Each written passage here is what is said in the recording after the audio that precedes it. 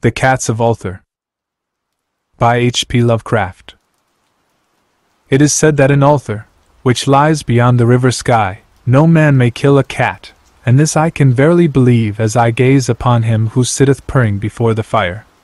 For the cat is cryptic, and close to strange things which men cannot see. He is the soul of antique Egyptus, and bearer of tales from forgotten cities in Meroe and Ophir. He is the kin of the jungle's lords, and heir to the secrets of hoary and sinister Africa.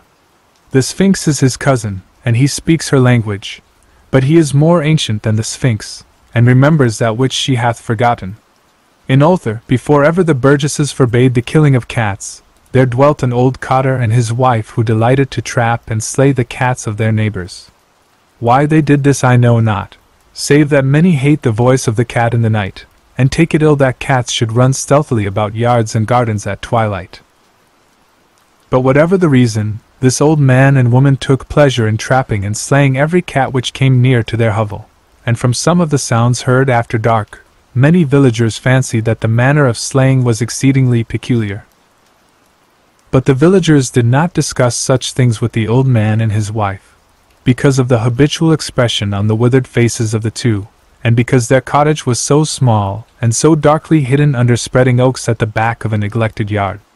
In truth, much as the owners of cats hated these odd folk, they feared them more, and instead of berating them as brutal assassins, merely took care that no cherished pet or mouser should stray toward the remote hovel under the dark trees.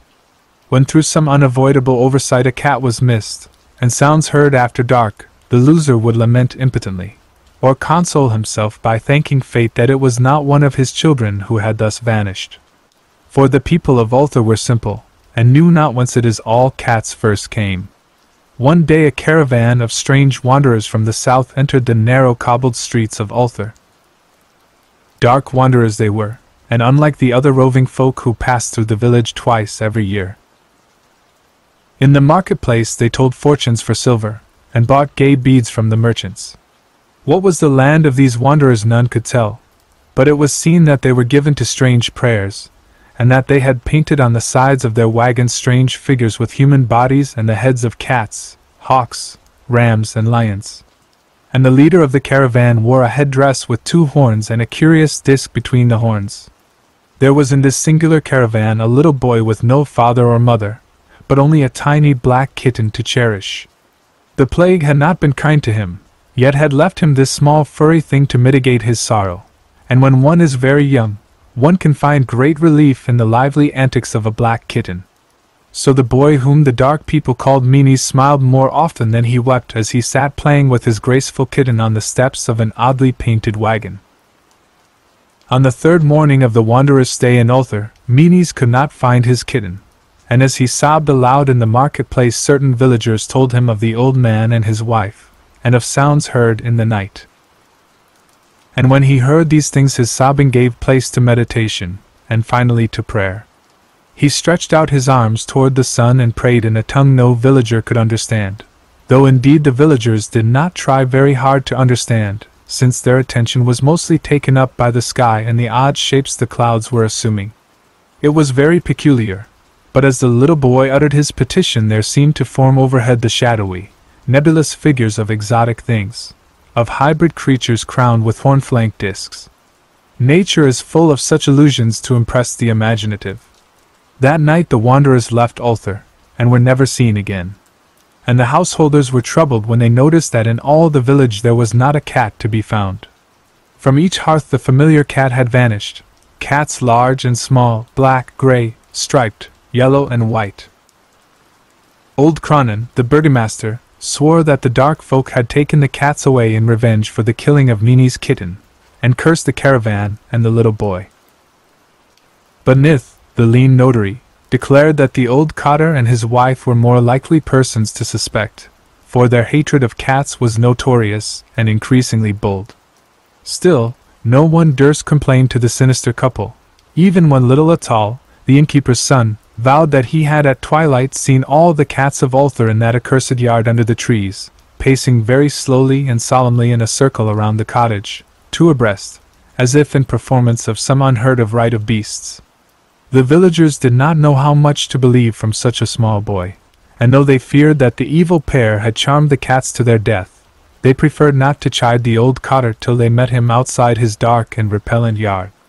So Arthur went to sleep in vain anger, and when the people awakened at dawn, behold, every cat was back at his accustomed hearth. Large and small, black, gray, striped, yellow and white, none was missing.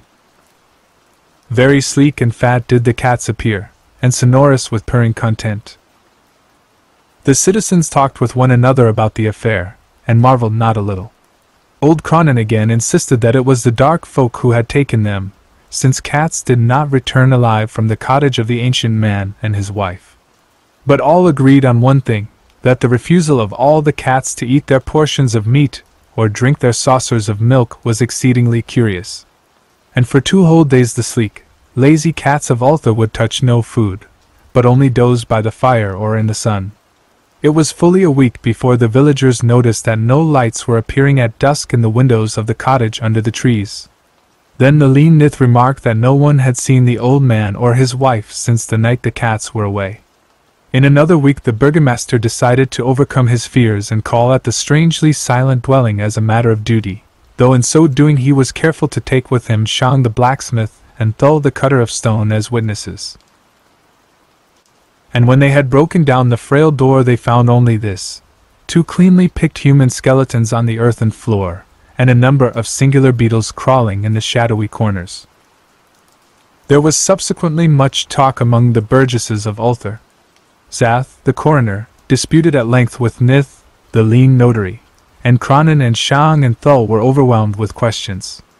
Even little Atal, the innkeeper's son, was closely questioned and given a sweetmeat as reward. They talked of the old cotter and his wife, of the caravan of dark wanderers, of small Meanies and his black kitten, of the prayer of Meanies and of the sky during that prayer, of the doings of the cats on the night the caravan left, and of what was later found in the cottage under the dark trees in the repellent yard. And in the end the burgesses passed that remarkable law which is told of by traders in Hatheg and discussed by travellers in Near, namely, that in Arthur no man may kill a cat. Written, June 15, 1920. First published in the Tryout, Volume 6, Number 11, November 1920, pages 3 to 9.